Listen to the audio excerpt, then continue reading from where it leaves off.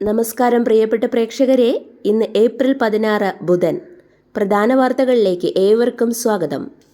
Latin American സാഹിത്യത്തിലെ മഹാപ്രതിഭ Mario Vargas Llosa അന്തരിച്ചു. ബൗദ്ധിക പ്രകാശം നിറഞ്ഞ കാവ്യസാന്ദ്ര ശൈലിയിലൂടെ ലോകമെങ്ങും വായനക്കാരെ നേടിയ പെറുവിലെ എഴുത്തുകാരനാണ് യോസ. 2010 സാഹിത്യ നൊബേൽ പുരസ്കാര ജേതാവാണ് അദ്ദേഹം. കോൺഗ്രസിന്റെ മുഖപത്രമായ നാഷണൽ ഹെറൾഡുമായി ബന്ധപ്പെട്ട സാമ്പത്തിക ക്രമക്കേട് കേസിൽ ലോക്സഭയിലെ പ്രതിപക്ഷ നേതാവ് രാഹുൽ ഗാന്ധി, പാർലമെന്ററി അധ്യക്ഷ സോണിയാഗാന്ധി എന്നിവരെ 1ഉം 2ഉം പ്രതികളാക്കി ചേർത്ത് എൻഫോഴ്സ്മെന്റ് ഡയറക്ടറേറ്റ് കുറ്റപത്രം സമർപ്പിച്ചു. അതിരപ്പള്ളി കാട്ടാന ആക്രമണത്തിൽ 3 ആദിവാസികൾ കൊല്ലപ്പെട്ടു. വനത്തിൽ തേനെടുക്കാനായി ഏതാനും ദിവസമായി പുഴയിലെ പാറപ്പുറത്ത് കുടിൽ കെട്ടി കഴിയുകയായിരുന്നു ഇവർ. തിങ്കളാഴ്ച രാത്രി 7:30 വഞ്ചിക്കടവ് വനമേഖലയിൽ വെച്ചാണ് ഇവരെ ആനക്കൂട്ടം ആക്രമിച്ചത്. മുതലപ്പൊഴി പൊഴിമുഖം അടഞ്ഞു. അഴിമുഖത്ത് മണലടിഞ്ഞതിനെ തുടർന്ന് മീൻപിടുത്തം മുടങ്ങിയ 5 തെങ്ങ് മുതലപ്പൊഴി തുറമുഖ കേന്ദ്രത്തിൽ പ്രതിഷേധ സമരങ്ങളുടെ വേലിയേറ്റം. ഹാർബർ എഞ്ചിനീയറുടെ ഓഫീസ് ഉപരോധിച്ചും പ്രതിഷേധിച്ചും സംഘടനകൾ. മീൻപിടുത്ത തൊഴിലാളികളുടെയും സമരസമിതിയുടെയും പ്രതിനിധികളുമായി മന്ത്രി സജി ചെറിയാൻ ഇന്നുച്ചയ്ക്ക് കളക്ടറേറ്റിൽ ചർച്ച നടത്തും. ഓപ്പറേഷൻ തിയേറ്ററിൽ ശസ്ത്രക്രിയയുടെ ദൃശ്യം പകർത്തിയ താൽക്കാലിക ജീവനക്കാരന് സസ്പെൻഷൻ. പാറശാല താലൂക്ക് ആശുപത്രിയിലെ അനസ്തേഷ്യ വിഭാഗത്തിൽ ജോലി ചെയ്യുന്ന ടെക്നീഷ്യനാണ് അന്വേഷണ വിധേയമായി 1 മാസത്തേക്ക് സസ്പെൻഡ് ചെയ്തിരിക്കുന്നത്. തിരുവനന്തപുരം കുറുവൻകോണത്ത് പണി കഴിപ്പിച്ച വാണിജ്യ ആവശ്യത്തിനുള്ള കെട്ടിടത്തിന് ഒക്യുപ്പൻസി സർട്ടിഫിക്കറ്റും കെട്ടിട നമ്പരും നൽകാൻ 2 ലക്ഷം രൂപ കൈക്കൂലി വാങ്ങിയെന്ന പരാതിയിൽ കോർപ്പറേഷൻ എഞ്ചിനീയറിംഗ് വിഭാഗത്തിലെ മുൻ ജൂനിയർ സൂപ്രണ്ടിനെതിരെ വിജിലൻസ് കേസ് രജിസ്റ്റർ ചെയ്തു. ഓണറേറിയവും വിരമിക്കൽ ആനുകൂല്യവും ആവശ്യപ്പെട്ട് ആശാവർക്കർമാരുടെ സമരത്തിൽ കൂടുതൽ ഇടപെടൽ നടത്താൻ പ്രതിപക്ഷത്തിന്റെ തീരുമാനം. പ്രതിപക്ഷ നേതാവ് വി.ഡി. സതീശൻ ഇന്ന് സെക്രട്ടേറിയറ്റിനു മുന്നിലെ സമരപന്തൽ സന്ദർശിക്കും. സംസ്ഥാനത്ത് ഒക്ടോബറിൽ ആരംഭിച്ച കന്നുകാലി സെൻസസ് ഇന്നലെ പൂർത്തിയായി. രാജ്യവ്യാപകമായി മൊബൈൽ ആപ്ലിക്കേഷൻ ഉപയോഗിച്ച് നടത്തുന്ന കണക്കെടുപ്പിന്റെ ഫലം 2 മാസത്തിനകം പ്രസിദ്ധീകരിക്കും. 3 കോടതികളിൽ ബോംബ് ഭീഷണി. വഞ്ചിയൂർ ജില്ലാ കോടതി, ആറ്റിങ്ങൽ കുടുംബ കോടതി, MACT കോടതി എന്നിവിടങ്ങളിൽ ബോംബ് വച്ചിട്ടുണ്ടെന്ന് ഇമെയിൽ വഴി ഭീഷണി.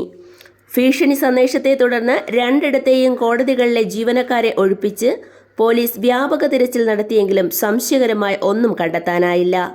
തുടർന്ന് കഴിഞ്ഞ മാസം കളക്ടറേറ്റിന് നേരെയുണ്ടായ ബോംബ് ഭീഷണി പോലെ ഇതും വ്യാജമാണെന്ന് പോലീസ് സ്ഥിരീകരിച്ചു. പ്രതീക്ഷയിൽ വനിതാ CPO റാങ്ക് ഹോൾഡർമാർ. റാങ്ക് പട്ടികയുടെ കാലാവധി അവസാനിക്കാൻ 4 ദിവസം മാത്രം ശേഷിക്കെ ഇന്നത്തെ മന്ത്രിസഭായോഗത്തിൽ അനുകൂല തീരുമാനമുണ്ടാകുമെന്ന പ്രതീക്ഷയിൽ വനിതാ സിവിൽ പോലീസ് ഓഫീസേഴ്സ് റാങ്ക് ഹോൾഡർമാർ. ഒഴിവുകൾ ഒട്ടേറെയുള്ളതിനാൽ അനുകൂല തീരുമാനമുണ്ടായാൽ 100 കണക്കിന് യുവതികൾക്ക് തൊഴിലെന്ന സ്വപ്നം യാഥാർത്ഥ്യമാകും. പോലീസിന്റെ ആയുധക്കരുത്തിന് മൂർച്ച കൂട്ടാൻ 250 തോക്കുകൾ വാങ്ങാൻ പദ്ധതി. പോലീസിന്റെ പക്കലുള്ള പഴക്കം ചെന്ന തോക്കുകൾക്ക് പകരമാണ് ഇവ വാങ്ങുക. 2.5 കോടി രൂപയാണ് ഇതിന്റെ ചിലവ്. മുനമ്പം നിവാസികളുടെ ഭൂമി പ്രശ്നം പരിഹരിക്കാനുള്ള ഉത്തരം പ്രധാനമന്ത്രി നരേന്ദ്രമോദിയാണെന്ന് കേന്ദ്ര ന്യൂനപക്ഷകാര്യ മന്ത്രി കിരൺ റിജ്ജു. വഖഫ് നിയമത്തിന്റെ ചട്ടങ്ങൾ രൂപീകരിച്ചു കഴിഞ്ഞാൽ മുനമ്പം നിവാസികളുടെ താൽപര്യം സംരക്ഷിക്കാൻ വേണ്ട നടപടികൾ സ്വീകരിക്കാൻ കേരള സർക്കാരിന് നിർദ്ദേശം നൽകുമെന്നും മന്ത്രി പറഞ്ഞു. സംസ്ഥാന സർക്കാർ എല്ലാ പിന്തുണയും നൽകണം. പാരമ്പര്യമായി ലഭിച്ച സ്വത്ത് മുനമ്പം നിവാസികൾക്ക് മടക്കി കിട്ടാൻ വേണ്ട നിർദ്ദേശങ്ങൾ കേരള സർക്കാരിന് നൽകുമെന്നും അദ്ദേഹം പറഞ്ഞു. സംസ്ഥാന സർക്കാരിലെ മറ്റു വകുപ്പുകൾ അതിർത്തി കടന്ന ഭൂമി വിഷയങ്ങളിൽ ഇടപെടുകയും സ്വന്തം നിലയ്ക്ക് ഉത്തരവിറക്കുകയും ചെയ്യുന്നത് റവന്യൂ ഉദ്യോഗസ്ഥർ അനുസരിക്കേണ്ടതില്ലെന്ന് റവന്യൂ വകുപ്പ് നിർദ്ദേശിച്ചു. ചട്ടവിരുദ്ധമായി ഉത്തരവിറക്കുന്ന ഉദ്യോഗസ്ഥർക്കെതിരെ അതതു വകുപ്പുകൾ നടപടി സ്വീകരിക്കണമെന്നും ആവശ്യപ്പെട്ടു. സ്ത്രീകൾ മാത്രം സഞ്ചാരികളായ ആദ്യ ബഹിരാകാശ യാത്ര വിജയകരം. ബ്ലൂ ഒറിജിന്റെ ബഹിരാകാശ വാഹനത്തിലാണ് പോപ്പ് താരം കെയ്റ്റി പെറി അടക്കം 6 സ്ത്രീകൾ 11 മിനിറ്റ് ബഹിരാകാശ യാത്ര നടത്തിയത്. ബഹിരാകാശ യാത്രയുടെ 60 വർഷത്തെ ചരിത്രത്തിൽ ആദ്യമായാണ് സ്ത്രീകൾ മാത്രം യാത്രക്കാരായത്. ഉന്നത വിദ്യാഭ്യാസ മേഖലയിലെ സ്ത്രീ പ്രാതിനിധ്യത്തിൽ കേരളം മുന്നിൽ.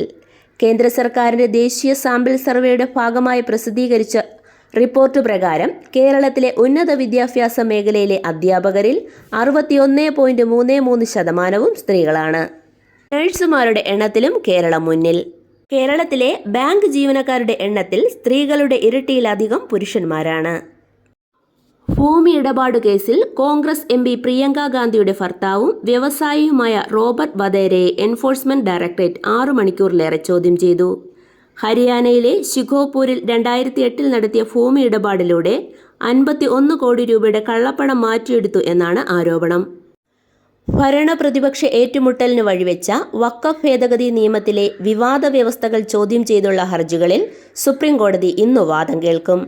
നവജാത ശിശുക്കളെ കടത്തുന്നുവെന്ന് കണ്ടെത്തിയാൽ ഉടൻ ആശുപത്രികളുടെ ലൈസൻസ് റദ്ദാക്കണമെന്ന് സുപ്രീം കോടതി വ്യക്തമാക്കി.